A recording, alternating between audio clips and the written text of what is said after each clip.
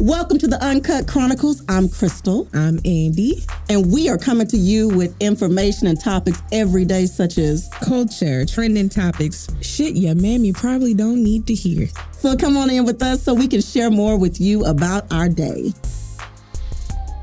Hey guys, we are back here at Uncut Chronicles. And I'm Crystal. I'm Andy. And we are here to give y'all a taste of number 2 on the Keke Palmer dating mother, father, ushering in some warm moments. And so we're going to talk more about this, and it's part 2 because y'all wasn't finished last time. And so we really have got to revisit this. Okay, so you mentioned before that she said that she cannot be controlled and she doesn't like to be controlled. Do you think that this control thing is common? What is your opinion on this? Where we at? Child. So first of all, it's very, very common. And from this, speaking from my own perspective and other Black women that I have spoken to that are alike, men are attracted to you knowing full well what kind of person you are. Okay. And knowing how you get down. But it's something like certain men have this thing where they're like, I can fix her. I can control her. I can make her submissive. And it's like, hello? I am not a horse that you have to, like a wild horse that you have to tame and control. You knew what kind of woman I was before we got into this thing. And like with Keke's situation, he knew what kind of woman Keke was. Keke has outright said what kind of woman she is. And I feel like it's always that thing where people are like, well, they'll change for me or I can fix her. That's who the hell she is at her core. So what are you trying to fix? What now, because you're in a relationship, it's no longer attractive to you? What about that? Like what made you in your brain say, actually, I don't like who you are as a person. I don't like how you move as a person, and I'm going to change you right now. But that was the initial thing you were attracted to before it. This is true. I think that people do like the free-spirited, the open. Let's use Meg Thee Stallion as a temporary example. So Meg coming out the gate, first of all, I'm originally from Houston. Let me tell you, baby, that's all we serving, first of all. Okay, so we all, that energy, that come get it. If not, I'll walk over you for the next one. That is very much big Houston energy. And so I feel like people look at her and her confidence, and she owns her sexuality. Mm-hmm. She owns who she is. She does not care if you like it, but you want it. And a lot of people were in an uproar when they found out who she was dating. The gentleman that she's dating is... Well, her and Party aren't together anymore. Her and Party, she was dating Party. He's a rapper, producer himself. And who's wasn't an African guy? The new guy she's dating, yes, the soccer player. Honey, let me tell you something. Mm-hmm. He ain't got to kick nothing nowhere else. That, first of all, that man is beautiful, and he seems to adore her. And he, too, seems to understand that her public image of being beautiful and confident and taking over is public. I'm pretty sure at home, he doesn't expect her to be that same person all the time, or she's slightly different at home. And let's be honest, that's the way it is for any decent human being. And so a lot of people were like surprised. What? She got a soccer player? What? I'm sorry, she had to be with a rapper? Like, who said? Who said she'd be with the weed man to drive the Honda Civic, as we stated in part 1? I'm just saying, like, it's almost like people in that perception of her didn't think that she could level up in a classy way. Oh, yeah, because people can't separate, like a lot of times how we separate the artist from the person that they are or whatever. Mm-hmm. I think that comes with a lot of people. Like, even like when she first came out and was dating Moneybagg Yo, when she was dating him and he was a rapper. And I said, that relationship is not going to last. And I said, one, he's from the hood. So he's used to a certain type of woman where kind of like, no offense to Ari, he wants you to be a dumb hood broad and you just look good. And that's what he wants. And you to be super submissive and you look good and you make him feel good about himself. And when I first saw them two together, I said, that ain't gonna work because Megan is too headstrong and free as a woman. And she's smart. I think we have to understand that she's a very intelligent woman. Very. She might allow this exterior to be her ticket to opening a door. But she's a very intelligent woman. Oh, for sure. Mm-hmm. And I mean, I might be fangirling because I told you already, I openly profess my love for Megan Thee Stallion. But I knew that wasn't going to work because Meg, very much so, if you razzle, I'm a dazzle. All day. And he couldn't handle that. Okay.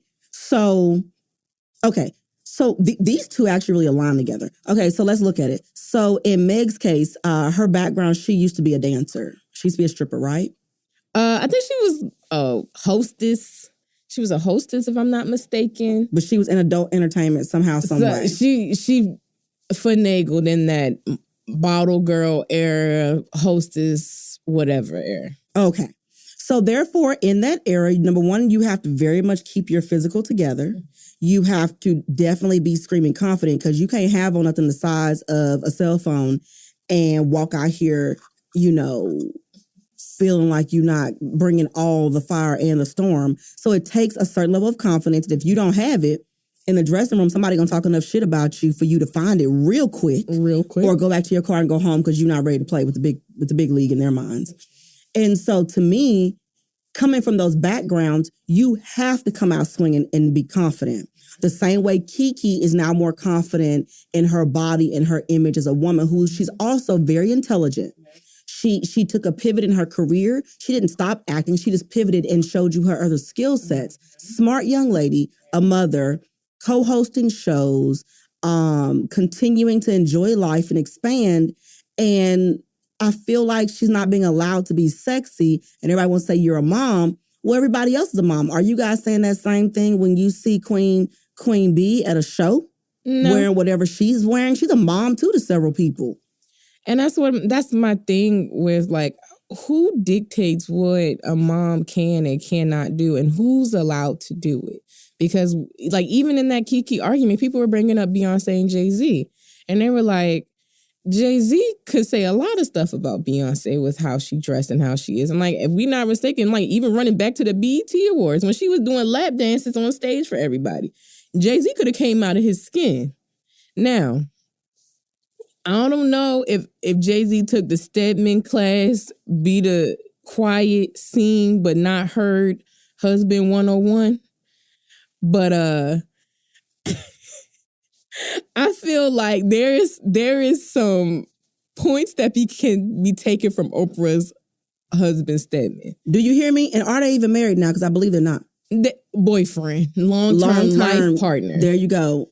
And that man ain't never woofed about it. Ain't never said a word. I don't even think I heard Stedman say anything but hi. And he's very, very well known in his industry for his skill set in his own career. This is a very intelligent man as well. Very skilled, very strong career. He's not some silent puppy, but they are confident at home in what they have. And they're not going to let the rest of you mongrels talk down on it. Stay in your lane and your pay grade. But that's where my issue is with Keke's baby daddy. Because like that's when it goes back to what I'm saying, like with men having an issue when they're not the breadwinner sometimes. Because even if Stedman is not the breadwinner in the household, I mean, he may or may not. No, he's not. He ain't talking Oprah money. But are you still securing yourself as a man? Yes. And that's where I feel like with Keke's baby daddy, he's not securing himself as a man. Yeah.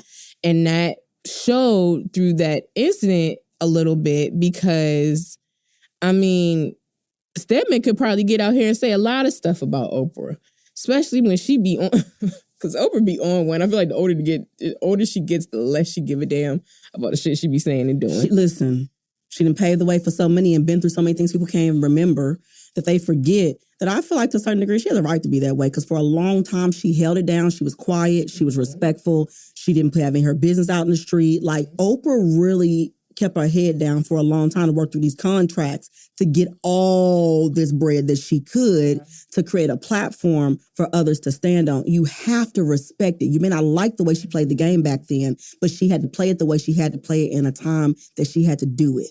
And so that's why now she can stay on that box and really say what she want to say. And don't matter if y'all like it or not, because she had to save up enough money to buy all the rights to everything that she wanted the way she wanted to do it. And half of y'all can't even afford that. So, but the point is, to me, is that there's respect. And I feel like in a relationship, you need to know your role. And it's not that either one of us are above or below the other, but it's that for example, you and I are similar in this way. We both are big shiny personalities, outgoing people. We dress like we have had the best time in the color crayon box. It's a lot of fun. And you're absolutely right. This does attract people. But I do feel like there's a certain way you have to navigate it or it gets out of control very easily. Very easily. Oh, yeah, for sure. And so it's like people want the free spirit, but they only want the free spirit for them, with them, in the way they want it, because it's a lot of fun. Like it's Energy 3000. And I feel like with Keke, she wasn't disrespecting him at home intentionally, but I think too much was leaked too soon. I feel that we have to learn to not give the public every single piece of us. The timing was wrong. And I also feel like some of that should have not been put on public display. Like you said, keep that in the private message group and call it a day. And that's where I'm like,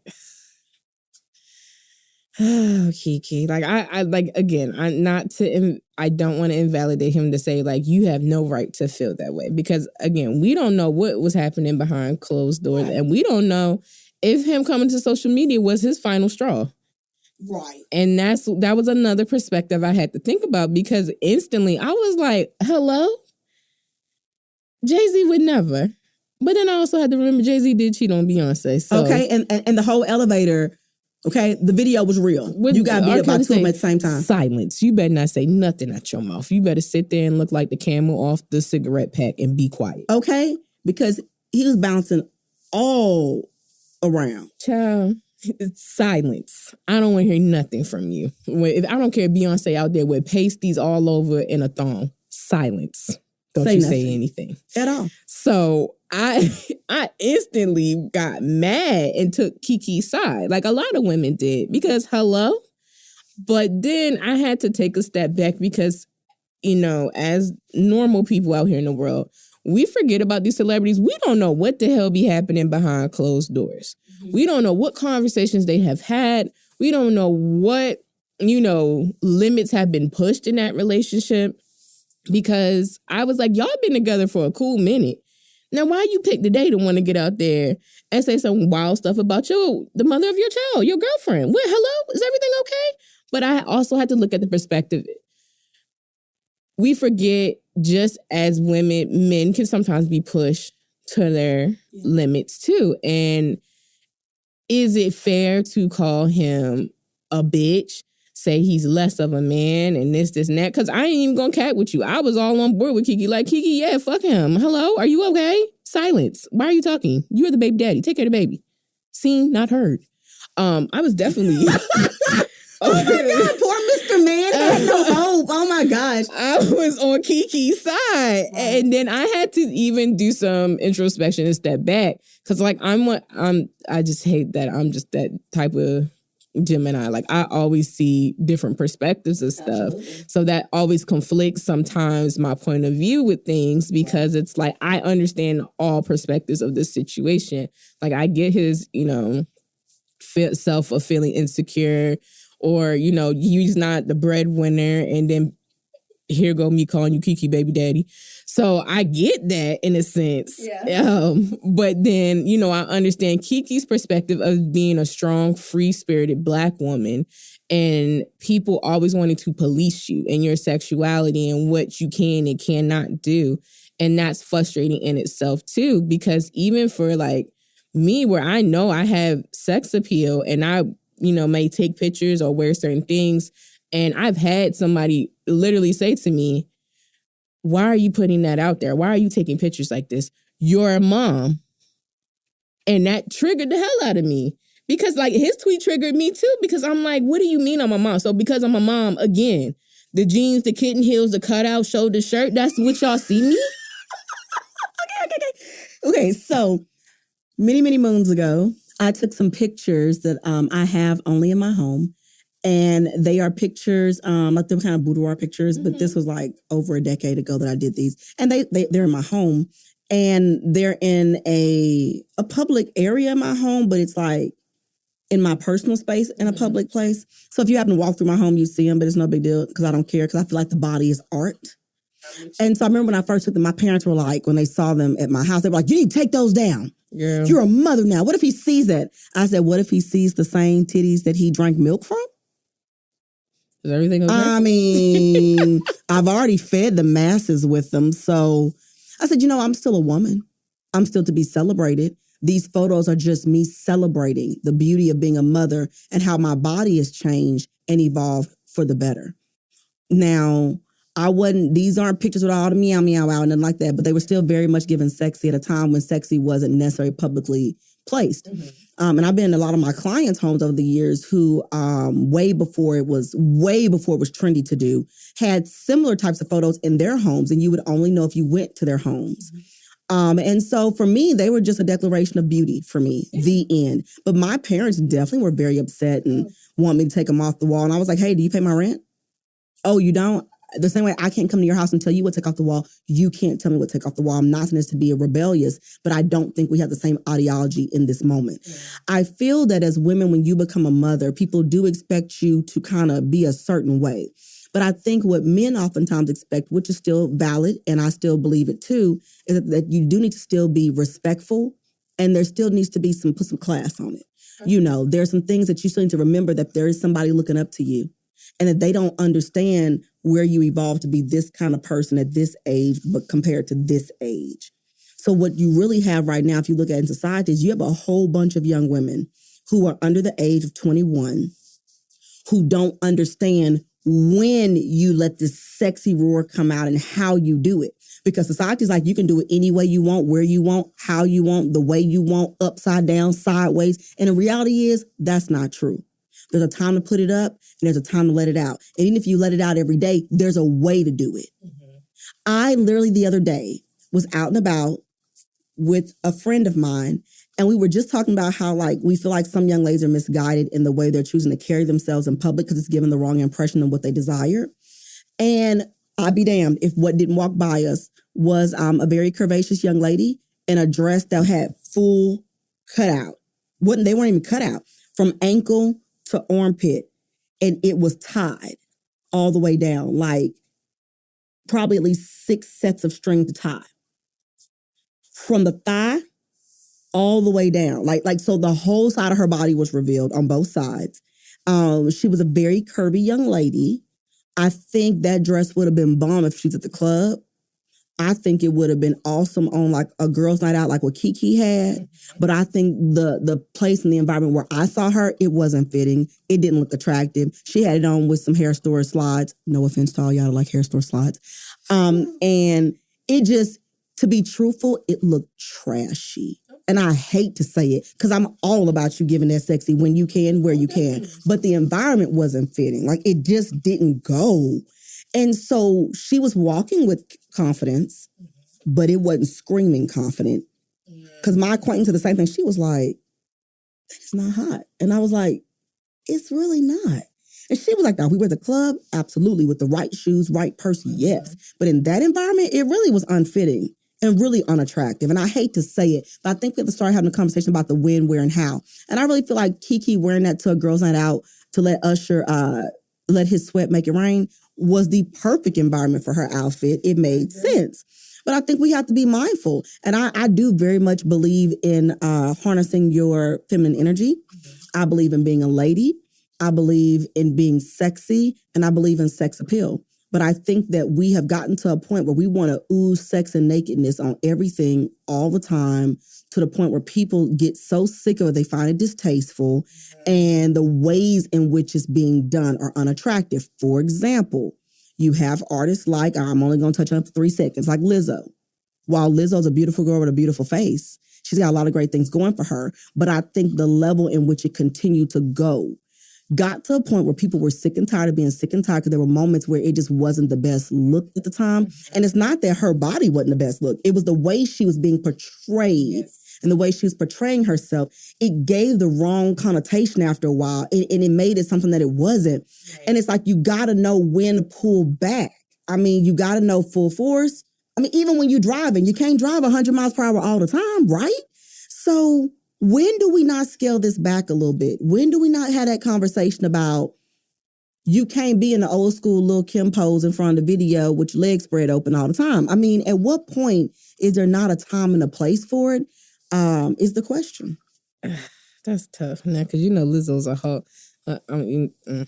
That's a whole nother. We'll have that conversation next time. But I'm just saying. Yes, I agree with you about how sexy can be done and sex appeal can be done. I think a lot of times we have like this conflict in society where it's like, you don't get the police when people get to be sexy, but it's like, babe, if we're at a funeral, I don't want to see you in a Keke Palmer dress. Please don't come. Listen. Like, granddaddy is dead. Why is your cheeks out? Please stop wearing y'all club outfits to church, like funerals, the White House. Please make it stop. Okay? Listen. I don't want to see stop that. It. I don't. It's a time and a place for things. Okay, and remember when they had that recent visitor at the White House celebrating for Pride, and they had a trans individual that was known for doing great trans work, but decided, was it to be topless, I believe? I don't remember, but something was revealed. And it was way over the top. And everybody in the community was like, excuse me? Why do you do that? Why did you do that? That was not the right place or time for that. So all the great work that person had been done suddenly was foreshadowed by the 5 minutes of them choosing to do something that was just inappropriate to the moment. Mm-hmm.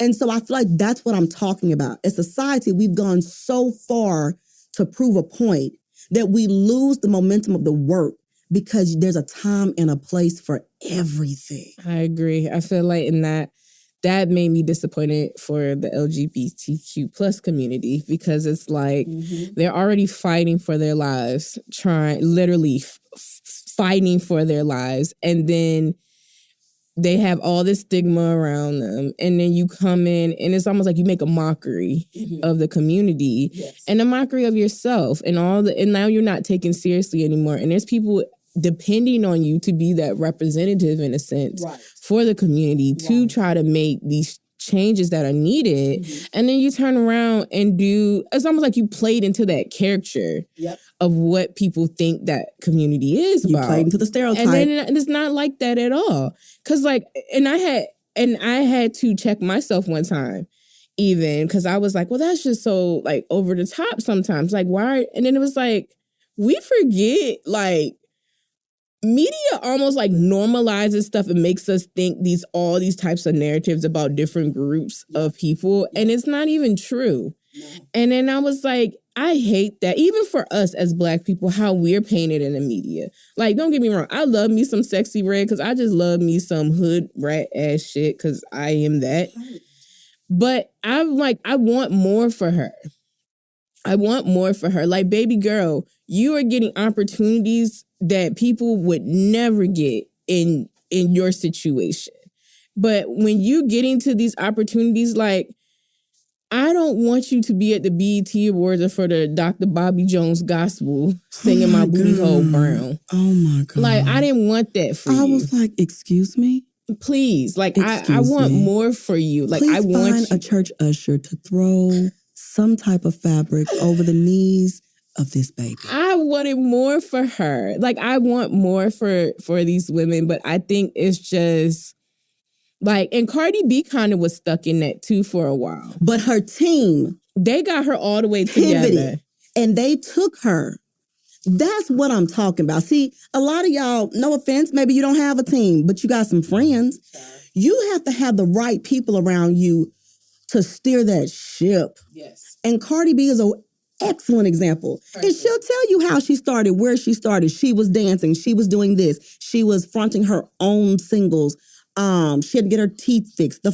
She was very, very honest and stayed authentic to who she was. But as her career began to soar, she had to follow the glow up. And for a hot second, it got questionable with WAP. Just for a little minute. And it was like, please turn left.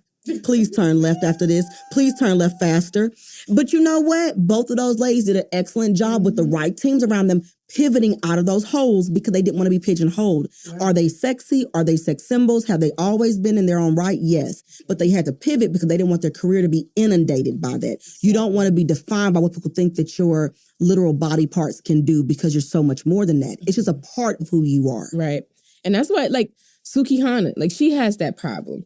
And I love her down bad. Like, if I want to be completely honest, she's so much fun. That's probably who I am as a person, but I have to act like I have morals and values.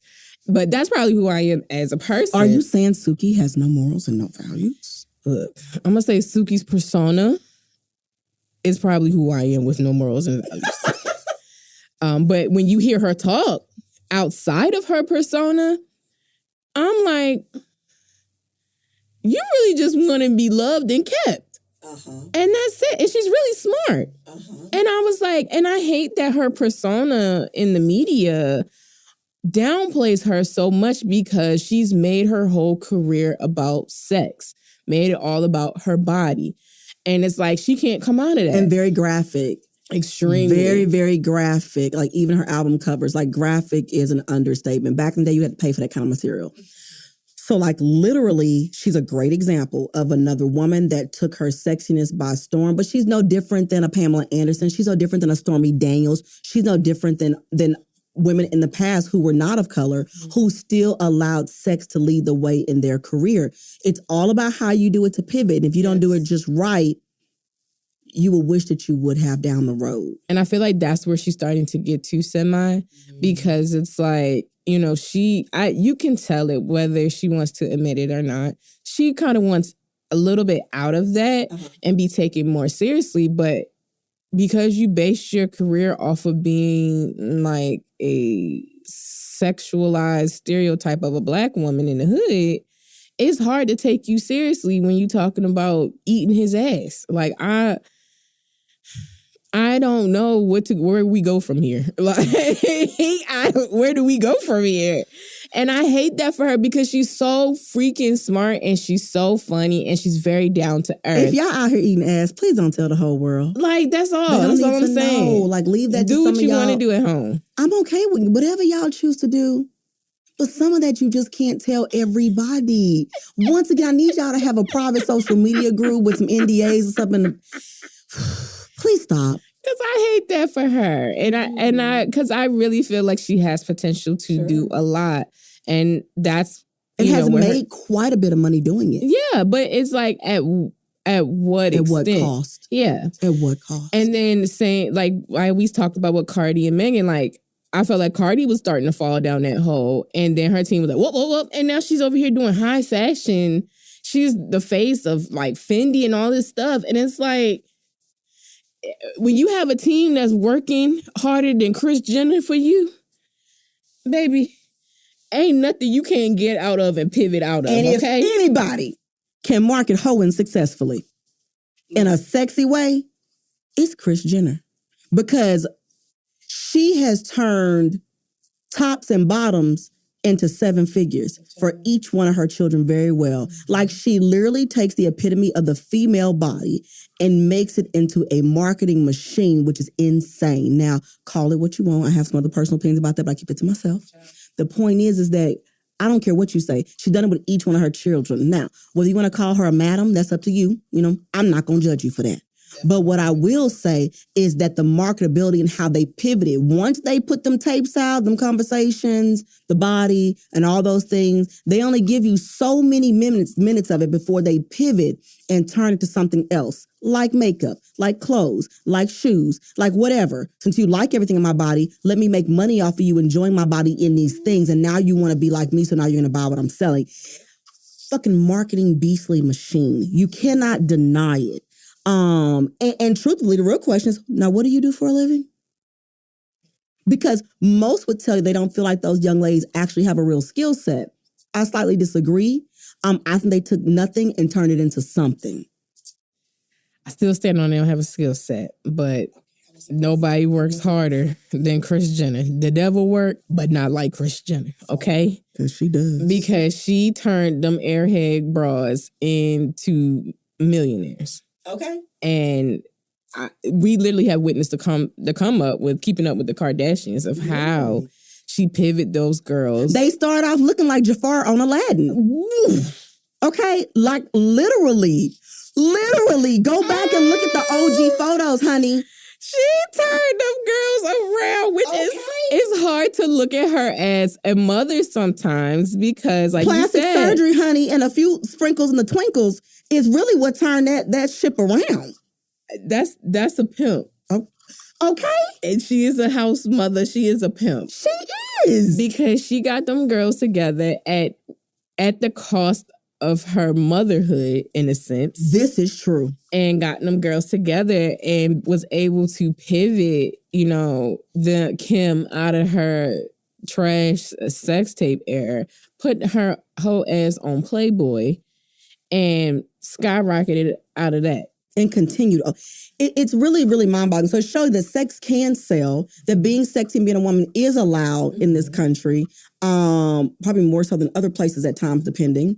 And the problem is, but do you know how to take the reins and wheel it back in? So if you're out there and you're on the baddies groups or you in the whatever group or the baller groups where you're chasing these people in these other career fields, whether they're entertainment or athletes, once you have shown all the goods and they're attracted to the body, then what? How do you flip the script once you get the person? Like, do you think they want to see that every single day? That's the question I think a lot of people are struggling with. How do you flip from sexy to sultry to successful? How? How do you do that well? Can it be done well? Because half y'all out here doing it for free. And I have a question. Is it working out for you? Because there's got to be a way you flip that coin. There is a way. I mean, like we said, the examples that we stated previously, like there is a way to get up on honor there. But it's like people lack duality really bad.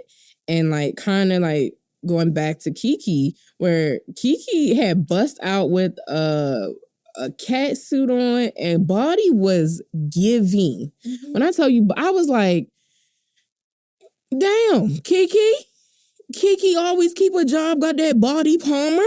God damn. Gave us body, Audie, turned around, did an interview with the vice president. Relevancy. Duality. You can be sexy, but like you said, time and place. Can you carry duality? Yeah. Like I can be very sexy. I used to dance. I know how to be sexy. But when I am in a professional setting, totally different me. But I feel like people don't know how to have duality.